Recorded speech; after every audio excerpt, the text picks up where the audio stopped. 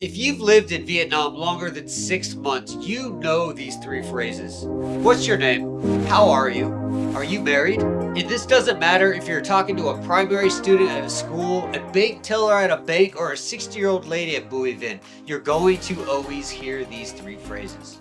Are you married? I want to answer that third question today for all my Vietnamese friends that always ask me why I'm not married. Why all my foreign and expat friends at the local pubs and the local hostels are always asking, David, all these beautiful women, all these opportunities, why aren't you married? Today, we're going to answer that. Now, before we get into it, I want to make this clear. I am single in Vietnam by choice.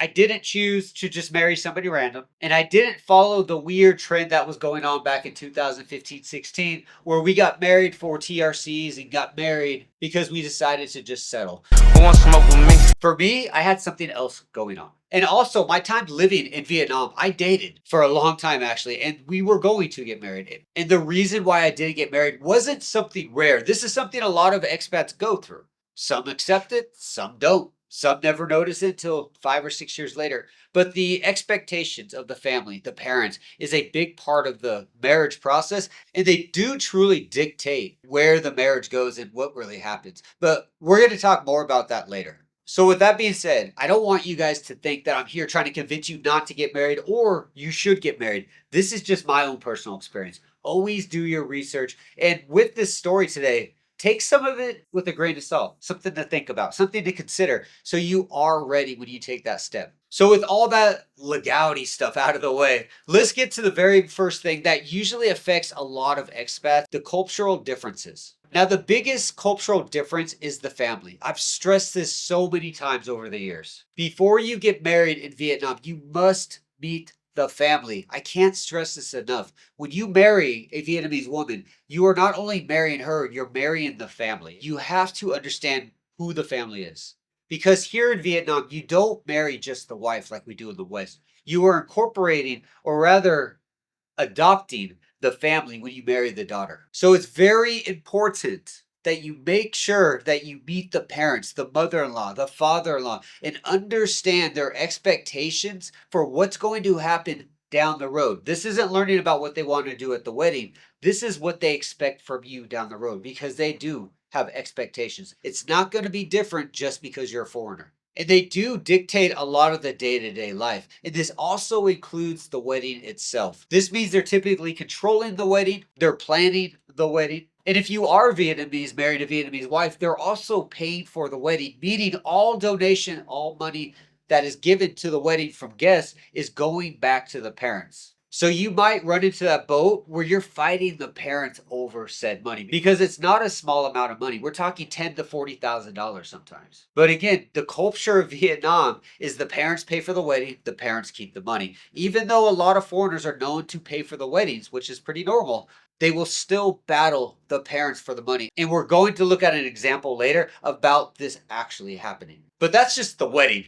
After the wedding is when things get very interesting for us. And this next process could happen immediately or it could happen down the road, but it will happen. And this is the parents moving in with you, asking for loans, being a little too involved in your day-to-day life, or dare I say, just become your adult children that you kind of adopt and you have to accept. Now, when it comes to the loan part, this is very important. And this isn't uncommon for parents to ask their husbands or their wives or their kids for money. It's also very common that your Vietnamese wife is going to be given a large sum of money to the parents every month. This money will never come back to you. So if you are a dual income family, meaning you work and your wife works, she's going to be giving most of that money to their parents while you support her. Now, when it comes to the loans themselves, this one gets tricky. It doesn't matter if the money is large or small, but you have to understand when you give this money to your new family, you are most likely not going to get it back. You will hear this story all the time within the Vietnamese community where they gave their uncle or their niece some money, be it a small amount or a large amount, and they never get it back. This is not uncommon. And I've had a lot of my friends give me these interesting stories on how they avoided this or how they kind of like created these like plans on how they can pay it back.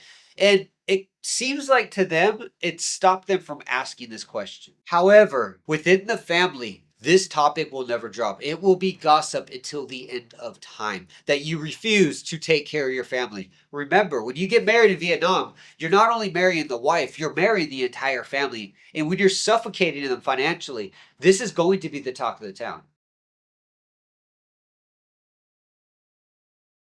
And at the end of the day, you're probably going to have to do something to make up for not doing that. Meaning they live with you or you pay for some medical expenses or hell, you might even just buy them a car. I've seen it a few times. But really, we just can't defy the Vietnamese culture. Definitely when it comes to the money within the Vietnamese family, because this is how it's always been. Things are not going to change culturally just because they marry a foreigner. They're still going to expect the same results. And again, this is from the parents' side. You marry the wife, you marry the parents. You will not get rid of them. And for you guys that are thinking I'm talking crazy, this has never happened to me, David, then for you, you are lucky because it hasn't happened to you yet. Now, when it comes to the family, and this is something I had to deal with personally, when you marry into the Vietnamese culture, the adaptation is going to be 99% of the time you are adapting to whatever it is, be it the language, the food, the culture, the rules, everything. Your wife might learn the language. Great. That's actually a really good thing. But the mother in laws, the father in laws, the nieces, the uncles, they're never really going to put a lot of effort into it. When it comes to the culture norms, they're not going to really adapt to your westernized mindset or ideas. So be ready. If you're going to live in Vietnam with a Vietnamese wife and a Vietnamese family, you are going to be the one 99% of the time adapting to everything them. And if you do take your family abroad, and I've seen this a lot actually in Australia, your Vietnamese family will most likely stay the same. So do be ready to start adapting. This means learning the language, the culture norms, understanding how things are done, holidays, all this stuff is not off the table. Now, this next part, I want to share with you a story. This shows you the danger of not understanding the culture, not understanding the parents' expectations, and blindly walking into a marriage. This example is about a man that married a Chinese woman. Vietnamese and Chinese culture is very, very aligned. So I want to read to you a story of a man that was not aware of the things I've just told you about today, but also how he's dealing with them. Hello, all. I, a 36-year-old German, recently married my now 31-year-old Chinese wife, and almost immediately the problems with money started. We currently live in Germany, but we'll go for several years to China soon. We both work and I earn about 15% more than her. We agreed before marriage that I will pay all living expenses and the money she saves we can use for bigger purchases later. We agreed on a joint bank account where all my leftover money after living expenses goes to, and she also pays all her expenses from that account. She doesn't pay anything to this account. The only thing we agreed on was that we put all the money we get from the wedding in the joint account from her and my family and friends. Now after marriage, she refuses to do so because she says she got more from her family than from my side. I paid the whole wedding, $27,000, and got around $20,000 from my family, and she got more than double. I offered that she pays only half, also not fine for her. When we go to China, she will not have to work since we'll earn double my current salary, and also the apartment gets paid by the company. So we roughly have the same amount of money as before together. I say she can learn something or work, as she likes. She cannot give the slightest commitment regarding money, even though she has saved a lot, really a lot. She even wants to make a contract that I don't have rights to any of her money in China, which I am in general fine. But she wouldn't never allow this for my real estate. She always says that this is totally normal in China. And when we discuss about it, it gets really loud. Is this really so normal? What do you think about this situation? What would you do?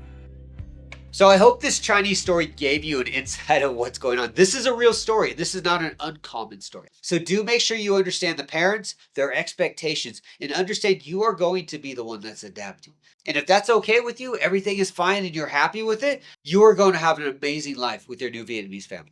But what happens after you get married? You're going to have to live somewhere. You're not going to live with these parents, right? They're going to come with you. So this is where it comes to buying a house. In Vietnam, the tradition is the husband buys the house, the husband's parents move in with the new Vietnamese couple, and the wife takes care of those parents. Now, because you're a foreigner, your parents most likely aren't going to move from the West to Vietnam and live with you, right? So your Vietnamese wife's family is going to be moving in with you, and you're going to be taking care of them. However, you're still going to be the one buying that house. And for you guys saying, they'll have their own place, they're not going to move in with us, there are countless stories on YouTube. talking about Vietnam and Thailand and China, where the parents always find their way in there. Again, this is a cultural thing about Vietnam. You are not going to defy thousands of years of culture simply because of your skin color. You are going to adapt to this stuff. So do be ready. And make sure you get an extra bedroom. Now, I will tell you, out of all the friends that I know that have been married, the smartest moves I've seen that have actually benefited them when things didn't work out is if you are going to live in Vietnam after you get married,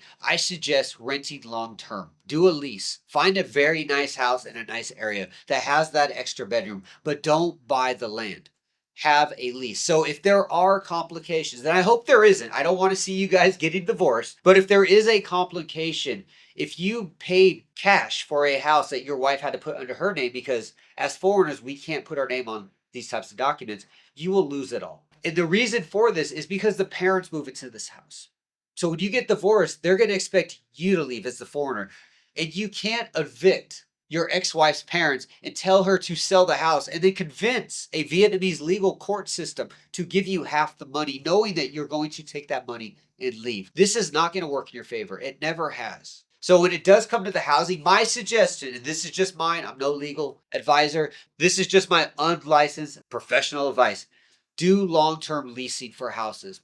And if you are one of those guys that likes to buy land, have your wife sign over for it, you start building the house itself, a custom house, which is an awesome thing. But if you do that, do not be surprised that the parents come by sometimes near construction, already telling the construction people how to do some of the building and already claiming parts of the house. It's gonna happen, guys. Don't try to defy these rules. Now, once you get married, you get your house, you get everything situated. What happens after this moment? Because getting married in Vietnam, it's seriously exciting. The whole ceremony is amazing. I've been to over 30 weddings in Vietnam, and they're exciting processes. You get to see a lot of the tradition come alive. It's no longer on the movie screen. You are living the tradition. And it's an amazing thing. It's a very long process. It can take 3 to 5 days sometimes, but it is an amazing thing to experience. But you finally made it to this step. What's next?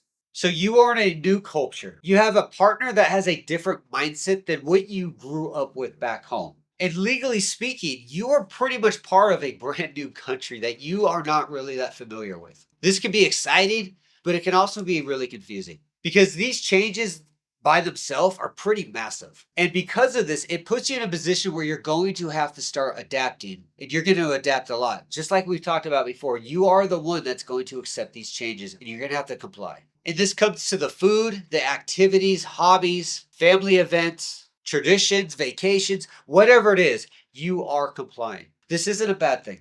So I'm not trying to scare you. This is kind of a cool thing, to be honest with you. Vietnamese culture is beautiful. It really is. But it does take a lot to adapt. Your wife has lived in Vietnam her entire life. You've been here for a few years maybe. So you have a lot to learn. Now, when it comes to equality, it's kind of a weird thing because we're starting to get more progressive women in places like Vietnam. In general, like we saw in the Chinese story from before, when you marry your Vietnamese wife, you're going to be expected to start working full time to take care of her, where she's going to start taking care of her family and preparing to have your children. You're going to have this talk pretty soon as well. The parents are going to start asking after you get married, where's the kids? Hello? Is it broken? When it comes to equality, you guys are going to get that traditional wife that a lot of you guys talk about online. I want a wife that takes care of my family and stays home. You're going to get this. She needs to take care of her parents. And this kind of leads to when they start moving in because she's going to get sick of driving to their house. And I do want to say this isn't a bad thing. This is just the culture and how it works. So if you are marrying a Vietnamese wife where you guys depend on a dual income, maybe she works at a bank or works at a stock agency or she's a TA, you're going to have to make up that lack of income at some point. The parents are going to start asking questions. Why are you marrying a foreigner, but you still have to work at that shitty job when you can take care of us? These are things that I've seen countless times, and they do happen. And when it comes to that mother-in-law and the father-in-law, I've seen this well over 30 different times. So I have a lot of experience visually on what happens in this situation. When you get married, there is going to be a point where your mother-in-law and your father-in-law are going to move in. If it's to help clean your house, watch your children, or maybe for some random reason they could no longer work at their job because they hurt their finger. Who knows? But it's going to happen. It always does. Out of 30 or 40 friends that I know that have been married in Vietnam, none of them have been able to avoid this. If it hasn't happened to you yet, you are doing good, but it's going to happen.